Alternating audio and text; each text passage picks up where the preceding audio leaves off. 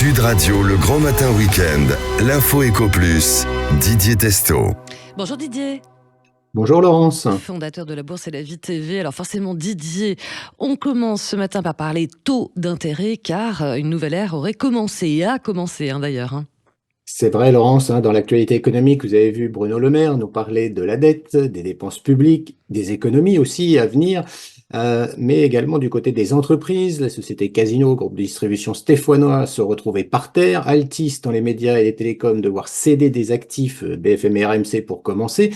La réalité de ces situations est due à une seule chose, ceux qui se sont endettés, quelle que soit leur expertise, entre guillemets, supposée, n'ont pas la clé pour effectivement, même s'ils ont pu le faire croire, pour les uns aux actionnaires et pour les autres aux Français, qu'ils avaient trouvé la martingale. Ce qui a changé, c'est que l'univers mondial, avec la hausse des taux, forte hausse de taux aux États-Unis, en Europe notamment, ont bouleversé les comptes des entreprises privées endettées, des États. Dernière en date, après 12 ans avec des taux d'intérêt négatifs, la Banque du Japon a monté son principal taux directeur. Les taux d'intérêt négatifs, qui étaient liés à des mesures inhabituelles des banquiers centraux au cours de la dernière décennie, conduisaient les déposants à devoir payer pour laisser leur argent en banque au lieu d'être payés. Alors il a fallu la crise sanitaire Covid et la guerre en Ukraine pour changer la donne avec le retour de l'inflation mondiale. La fin des taux négatifs dans le monde est un événement pour la finance et également pour les entreprises et les États. Oui, forcément. On va peut-être quand même expliquer rapidement pour nos auditeurs ce que sont ces fameux taux négatifs, Didier.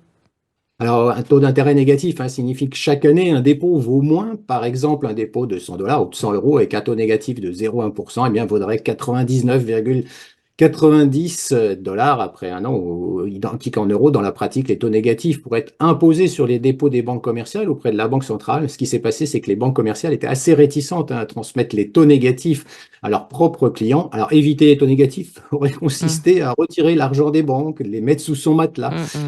Et là, il ne s'agissait pas de 50 €, Laurence, mais de milliards d'euros. Alors, en 2012, la Banque centrale du Danemark a imposé des taux négatifs sur les dépôts détenus par les banques commerciales. Il y a eu ensuite la Banque centrale européenne 2014 et la Banque du Japon au début 2016, et puis la Suède ou la Suisse. Alors en théorie, le Fonds monétaire international explique qu'une politique de taux négatifs soutient l'activité économique, puisque les entreprises empruntent pas cher et dépensent plus facilement. Mais on l'a vu aussi avec les quelques entreprises que j'ai citées en introduction, où ça engendre aussi des excès. Alors on parle alors d'entreprises zombies, dont les activités semblent peu solides, voire farfelues, ou d'investissements hasardeux. Oui, alors il y a les entreprises, mais l'État dont vous nous parlez aussi est concerné par ces sujets, Didier.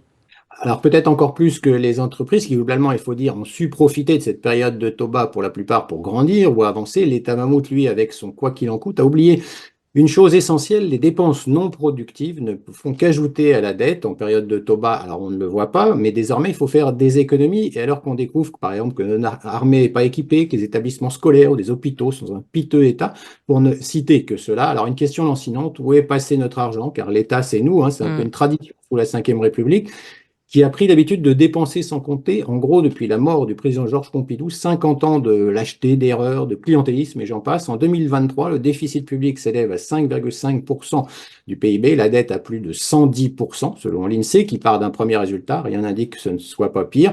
Cela signifie surtout que les budgets qui ont été présentés depuis des années sont pipeaux. Une entreprise privée ferait ça, elle ne résisterait pas. L'État, lui, tient encore, grâce aux Français qui payent des impôts, moins d'un Français sur deux. Ouais, ce qui fait quand même la moitié de nous-mêmes. Didier, pour terminer, une mauvaise nouvelle pour Pâques, le chocolat a flambé. Oui, même si vous allez voir des promos, compte tenu de la situation économique générale, le cacao est devenu plus cher que le cuivre. Il dépasse les 9 000 $. Les contrats à terme à New York ont grimpé même de 60% juste sur ce mois de mars. Alors, il y a eu des pénuries d'approvisionnement qui ont fait grimper le prix du chocolat. Les chocolatiers s'efforcent de trouver des fèves. La progression du cacao, bien sûr, se traduira par une augmentation des coûts tout au long de l'année. Les œufs de Pâques sont déjà plus chers en raison de la hausse des prix de l'année dernière. Certains fabricants réduisent même la taille des tablettes. Il va falloir faire attention dans les magasins. Proposent des variétés contenant d'autres ingrédients afin d'atténuer le choc. Alors, parmi les explications, de mauvaises récoltes du côté du Ghana, des problèmes de financement au Ghana. Deuxième plus grand producteur au monde, les prix ont augmenté d'environ 60% ce mois-ci, plus que doublé cette année. Alors, de mauvaises récoltes, de mauvais temps en Afrique de l'Ouest, où là où est cultivé l'essentiel du cacao mondial. Et puis, il y a peu de signes d'allègement de la production dans d'autres régions, donc ça a touché toute l'industrie. Un spécialiste, Diana Gomez, qui était chez Bloomberg Intelligence, nous dit que le chocolat pourrait être encore plus cher à Pâques 2025 si les maladies des cacaoyers et le mauvais temps prolongent le déficit alors que les prix du sucre restent élevés. Voilà, l'info éco plus à réécouter bien sûr en podcast sur sudradio.fr et Didier Testo, on vous retrouve le week-end prochain. Merci beaucoup Didier. Merci.